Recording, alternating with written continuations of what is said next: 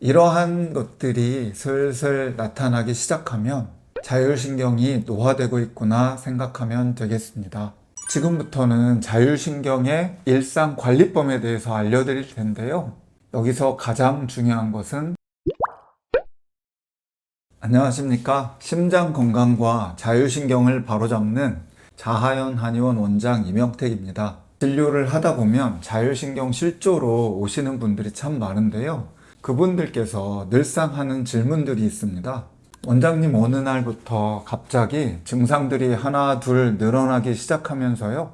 예전에는 하룻밤만 자고 나면 몸이 편해졌는데 이제는 쉬어도 자고 나도 몸이 성한 데가 없어요. 몸이 자꾸 이렇게 말을 안 들으니 불안해서 견딜 수가 없어요. 이런 말씀들을 하실 때 대부분은 내가 나이가 들어서 멘탈이 약해졌나? 혹시 체력이 약해져서 그런가? 그러나 이런 상황들은 멘탈이 약해서도 체력이 떨어져서도 아닙니다. 우리 몸 안에 있는 자율신경계도 나이를 먹습니다.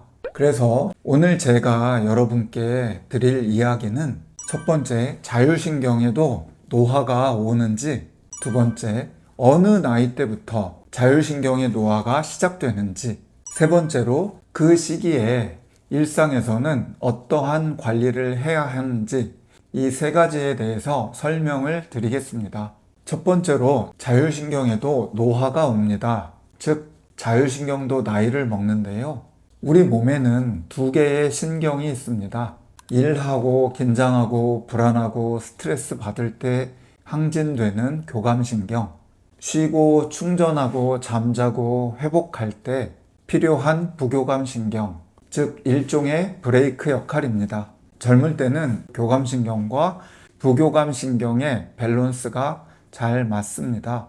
과로해도 피곤해도 자고 일어나면 회복이 되고 스트레스를 받아도 조금 휴식하면 풀립니다. 왜냐하면 부교감신경, 즉 브레이크가 잘 듣기 때문입니다. 그런데 나이가 들면 변화가 생깁니다. 교감신경은 그대로인데 회복하는, 즉 부교감신경은 예전만큼 작동이 잘 안 됩니다. 그래서 같은 일을 해도 회복이 안 되니까 피로가 오래 가고 스트레스에 대한 저항력이나 회복력도 낮아지고 별일이 없어도 불안감이 올라오고 가슴이 두근두근 거립니다. 이러한 것들이 슬슬 나타나기 시작하면 자율신경이 노화되고 있구나 생각하면 되겠습니다. 두 번째로 자율신경의 연령대별 특징에 대해서 말씀을 드릴게요. 첫 번째로 남성은 30대 후반부터 40대 초반에 이르면 부교감신경의 회복력이 떨어지기 시작합니다. 이때 가장 많이 하는 이야기들이 체력이 예전 같지 않네요, 이 말입니다. 두 번째로 여성분들은 40대 후반부터 50대 초반, 즉 갱년기 시기인데요. 이때는 호르몬의 변화와 더불어 자율신경의 노화가 겹쳐지는 시기이므로 증상이 더 크게 나타납니다.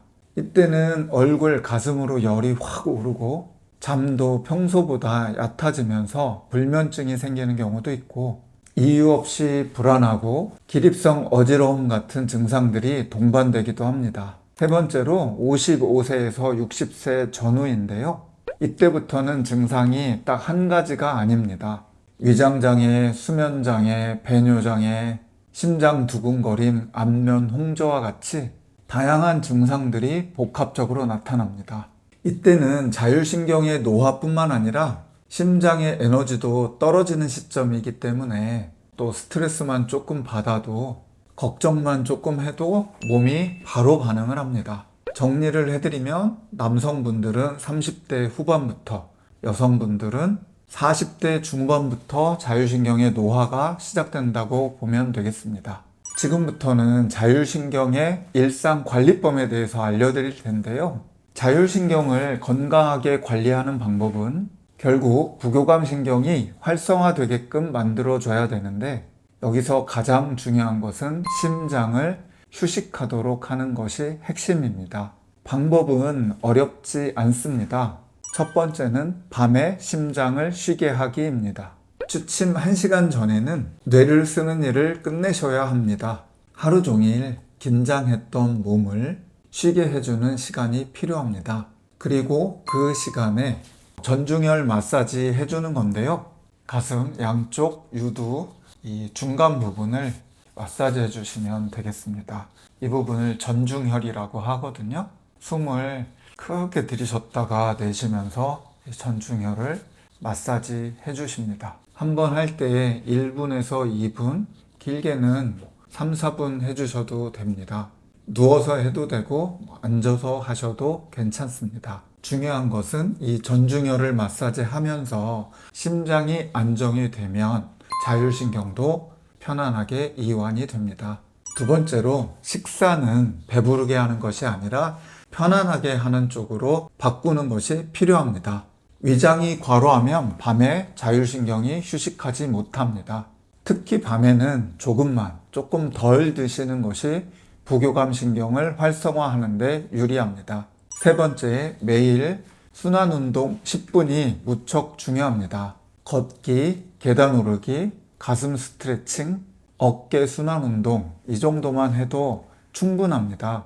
목적은 근육을 만드는 것이 아니고요. 심장과 말초의 혈액순환을 부드럽게 해서 자율신경이 숨을 쉴 여유를 만드는 것입니다. 네 번째는 스트레스를 머리로만 풀지 않기입니다. 스트레스가 많이 쌓인 날은 머리로 이 정도면 내가 참고 받아들이고 말지 하겠지만 그대로 자면 밤새 교감신경이 켜져서 흥분된 상태로 머물게 됩니다. 조교, 따뜻한 샤워, 명상, 복식호흡 등으로 스트레스를 풀어내 주어야 합니다. 이것이 부교감신경을 다시 켜는 방법입니다. 이 네 가지는 자율신경 노화가 시작된 이후에 평생 가져가야 할 습관이라고 보면 됩니다. 오늘 제가 설명을 드린 것처럼 자율신경도 분명 나이를 먹고 노화가 일어납니다. 그래서 이 시기부터는 스트레스를 줄이는 것만으로 부족하고요. 부교감신경이 켜질 수 있는 환경을 만드는 것이 중요합니다. 만약 그래도 증상이 해결되지 않는다면 그때는 치료가 필요한 시기입니다. 제가 준비한 내용은 여기까지고요. 여러분들께서 구독, 좋아요, 알림 설정 해주시면 건강한 영상을 만드는 데 도움이 됩니다. 감사합니다.